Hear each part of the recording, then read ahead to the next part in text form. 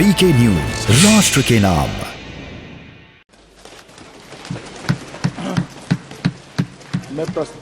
मैं प्रस्ताव करता हूं कि दिल्ली नगर निगम अधिनियम 1957 का और संशोधन करने वाले विधेयक पर विचार किया जाए। माननीय अध्यक्ष जी, आज एक बहुत महत्वपूर्ण विधेयक लेकर इस सम्मानीय सदन के सामने मैं उपस्थित हुआ हूं। दिल्ली नगर निगम पूरे राजधानी क्षेत्र का 95% हिस्से का सिविक सेवाओं का जिम्मेदारी उठाता है। लगभग 1,20,000 कर्मचारी तीनों निगमों के इकट्ठा होकर इसके तहत काम करते हैं। राजधानी क्षेत्र के होने के कारण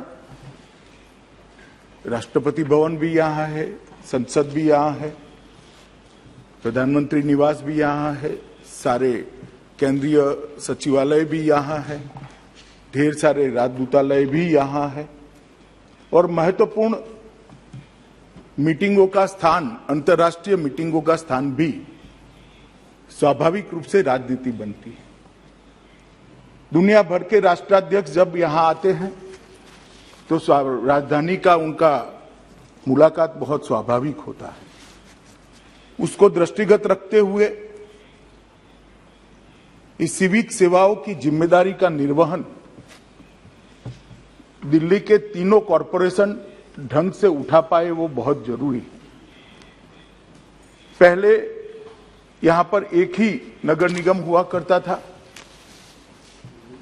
उसका विभाजन कर 3 नगर निगम बनाए गए। माननीय अध्यक्ष जी, थोड़ा पीछे में सदन को ले जाना चाहूंगा। 1883 से पंजाब डिस्ट्रिक्ट बोर्ड एक्ट के तहत दिल्ली नगर निगम चल रहा था। 1957 में दिल्ली नगर निगम की एक्ट के द्वारा स्थापना हुई और 1993 और 2011 में संशोधन हुए और अंततोगत्वा उत्तरी नगर निगम दिल्ली, दक्षिणी नगर निगम दिल्ली और पूर्वी नगर निगम दिल्ली 3 निगमों में इसका बंटवारा हुआ।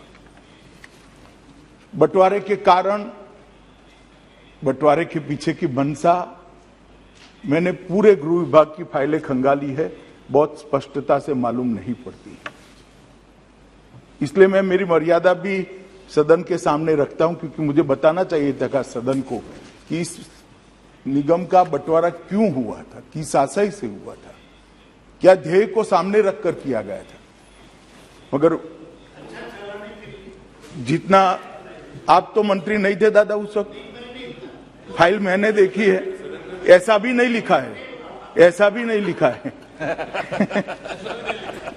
माननीय अध्यक्ष जी, लेजिस्लेटर की मंशा जाने बगैर में आज ये 10 साल के 12 से 22 का अनुभव जो हमारे सामने आया है, इसका एनालिसिस कर उसका बारीक विश्लेषण और तथ्य जो सामने आए हैं, इसके कारण इस सरकार ये निर्णय पर पहुंची है कि फिर से एक बार ये तीनों निगमों को एक कर पूर्ववत स्थिति की जाए।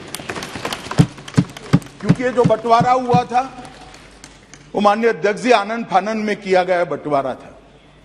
मैं नहीं कहता, क्योंकि ऐसा भी मेरे पास प्रमाण नहीं है, कोई राजनीतिक उद्देश्य रहे होंगे, परंतु कोई उद्देश्य जब नजर में नहीं आता है तो विचार जरूर होता है कि राजनीतिक उद्देश्य से इसे किया गया होगा। मगर आज जब ये तीनों निगमों को एक करने की मंशा लेकर सरकार इस महान सदन के सामने आई है, तब मैं निश्चित करना चाहता हूं, बताना चाहता हूं कि हम क्यों आए। एक अभी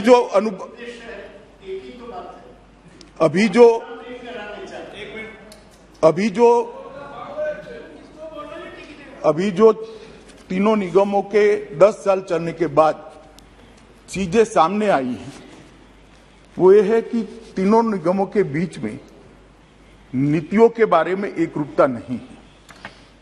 एक ही शहर के 3 हिस्सों में अलग अलग नीतियों से निगम चलते हैं, क्योंकि नीतियों की चलाने की, निर्धारित करने की शक्ति हर एक निगम में निहित है। हर निगम के बोर्ड को अधिकार है कि वो अपने चलाने की नीतियों को तय करे। कार्मिकों की सेवा की शर्तों में और स्थितियों में भी एक रूपता नहीं रही है। ये एनोमली के कारण ढेर सारा असंतोष कार्मिकों के बीच में भी नजर में आया है और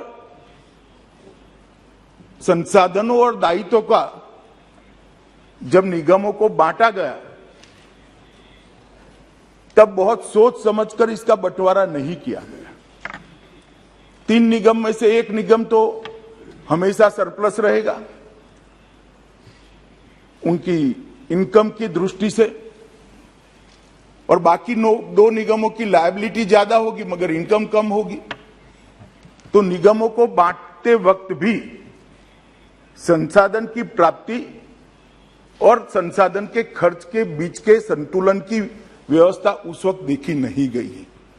इसके कारण ढेर सारी ऐसी परिस्थितियां खड़ी होती है कि जो लोग चुनकर आते हैं उनको निगम चलाने में बड़ी तकलीफ होती है। और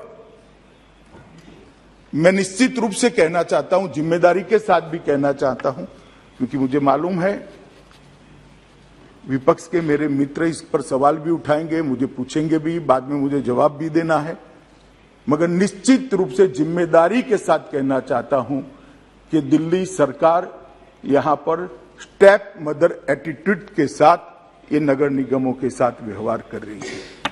एक सौतेली मां जैसा व्यवहार हो रहा है और इसके कारण ये सारे नगर निगम अपनी ड्यूटियों का, अपने दायित्वों का निर्वहन करने के लिए अपने आप को पर्याप्त संसाधनों से लैस नहीं पा रहे।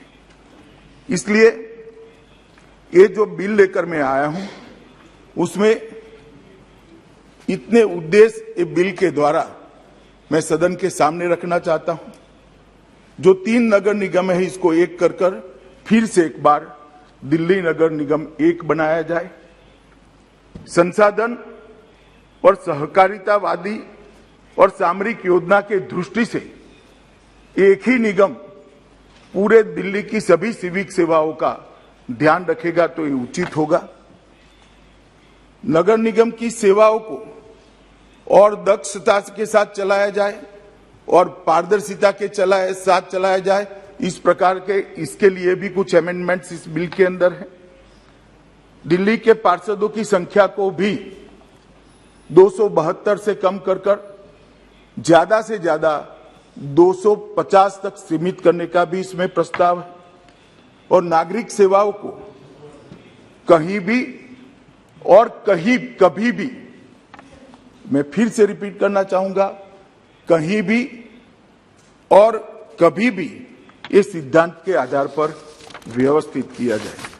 माननीय अध्यक्ष जी, जब मेरे साथी मंत्री बिल को सदन में रखे तब मेरे विपक्ष के मित्रों ने कुछ आपत्तियां उठाई थी। कुछ तो संवैधानिक आपत्तियां थी, कुछ राजनीतिक उद्देश्यों के लिए उनकी टिप्पणियां थी। उसको मैंने बारीकी से पढ़ा है।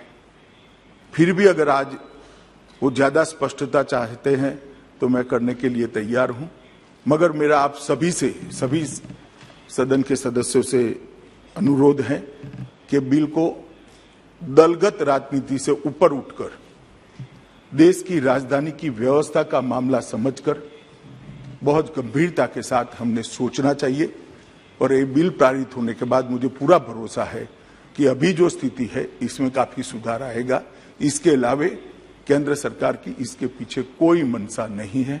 अतः मैं चर्चा में आप सभी के विचार सुनने के लिए यहाँ बैठा हूँ और आपसे भी अनुरोध करता हूँ अध्यक्ष जी कि चर्चा मेरिट्स पर हो, इसके लिए आप भी हम सबका मार्गदर्शन करेंगे।